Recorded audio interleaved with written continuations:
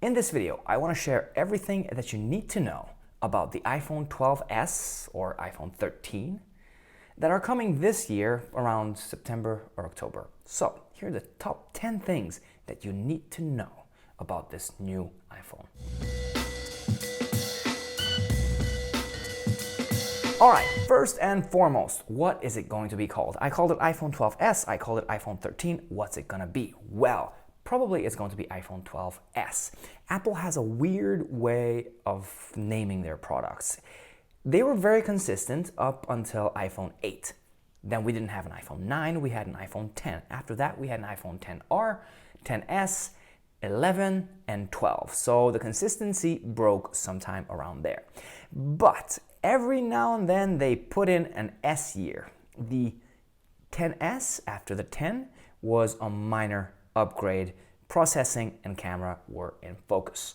No pun intended. This year is going to be the same. Last year they came up with a radical new design. The new iPhone 12 was this new boxy design and people love it. They just go nuts for it. So they're keeping everything. They worked on it for a lot. They developed this, they researched and developed these products for years and years. They put their money into this design. They want to milk it. So for a couple of years, this is what we're going to have. Now, that said, a couple of weeks ago, someone found a patent that Apple patented iPhone 12s, and it's very easy to guess what that is for. So probably we will have a new iPhone 12s mini, 12s, 12s Pro, and 12s Pro Max. Wow.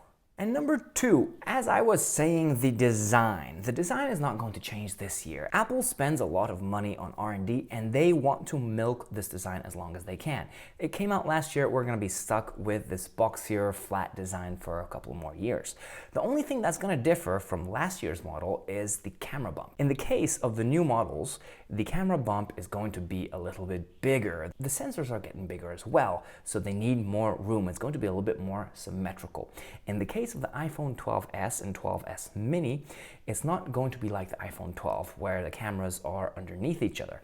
It's going to be more of they're across from each other. So we had these files leaked by John Prosser. Thank you very much, John, for doing this for us. And as you can see on those CAD files, the new design is more easier to recognize, and that's very, very important for Apple. They need phones and cameras that are very easy to recognize, even in cases. Number three, a smaller notch. Yes, front page tech and Ming Chi Kuo and basically every Apple source leaker has said and confirmed, not confirmed, but are very wishful thinkers about this, is that we're going to get a smaller notch.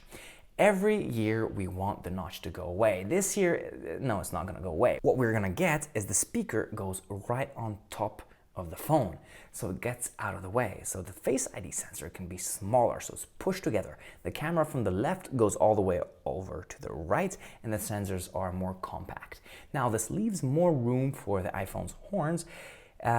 Wishful thinkers think that we're going to get the battery percentage back, but I don't think Apple wants that to happen. A lot of people said previously that there's going to be a USB-C port on the iPhones. It's not going to happen. Not now, not in the future. Apple is just going to jump over this port and go straight from Lightning to no port.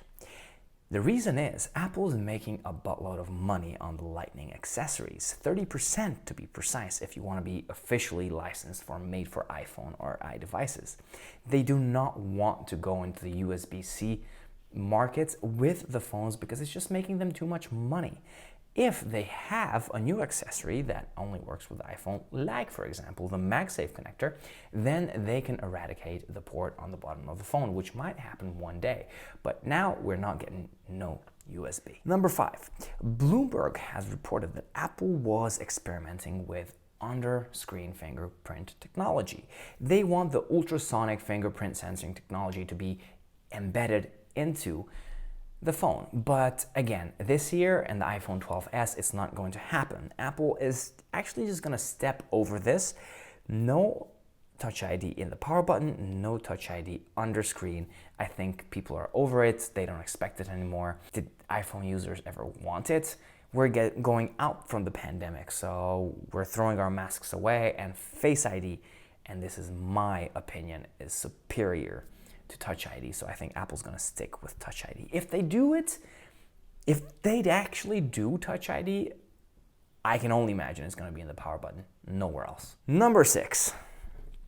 Apple leakers were very close every year for the past 4 years about 120 hertz. And now that everybody's enthusiasm is way down, Apple's gonna probably introduce it. So we're gonna get 120 hertz displays, which are an LTPO OLED displays, into the Pro models. So the iPhone 12s Pro and Pro Max will receive the new 120 hertz display. And the thing is that this is a variable refresh rate. So from 1 hertz to 120 hertz, it can do all. So this opens up the possibilities for an always-on display, just like in the case of the Apple Watch Series 5. And also because it's a variable refresh rate, it's going to be easier on your battery, but still 120 hertz is 120 hertz. Number 7, we will get about 15% larger batteries in the phones. Both in the Mini, the Normal, the Pro, and the Pro Max, we will have 15% larger capacity. This doesn't mean that your time will go up, usage time. No. You have a faster chip in here, and you have a 120 hertz display in there. So it's gonna take up all of that battery to just stay the same. But if they stay the same as the iPhone 11 or iPhone 12, it could be nice. Number 8, I just mentioned the new chip. The A15 chip will be a 5 nanometer chip produced by TSMC. And it's going to be about 10-20% faster than this year's model. So if you're doing, graphics intensive or processing power heavy stuff on your phone, then you're going to be really happy. In normal day use, probably you won't really notice the difference from the A14 to the A15. It's already super powerful what these phones can do. So it's truly amazing. Number 9, camera improvements. And in focus is the ultra wide camera. It will be better in low light photography. There will be bigger sensors. Sensor shift stabilization will come to both Pro models. And if you want to do nighttime photography of the sky, there will be a special mode that you turn on so you can take a photo of the stars and the moons and whatever. It's going to be amazing. Camera improvements come every year. They improve, sometimes small, sometimes drastically. This is going to be somewhere between the drastic and the small because it's an S year. They need to upgrade something, and probably the camera is going to be in focus for the most part. And number 10, when should we expect it? Usually new iPhones come around the 2nd or 3rd week of September. There are minor discrepancies between these dates because sometimes it's October, sometimes it's November, just like last year, but Apple usually introduces the phones in the 2nd week of September on a Tuesday. Usually by Friday, you are able to pre-order it, and the next week you will be able to buy it. So generally expect the 3rd week of September is when these phones should be available. Now, because sometimes they do differentiate the times between the Pro models and the non-Pro models, the Pro models might be coming a little bit later, but keep your fingers crossed for the end of September. So guys, these were my top 10 things that you need to know about the new iPhone 12s or iPhone 13. Thank you very much for watching. Until my next video, stay safe and hang loose.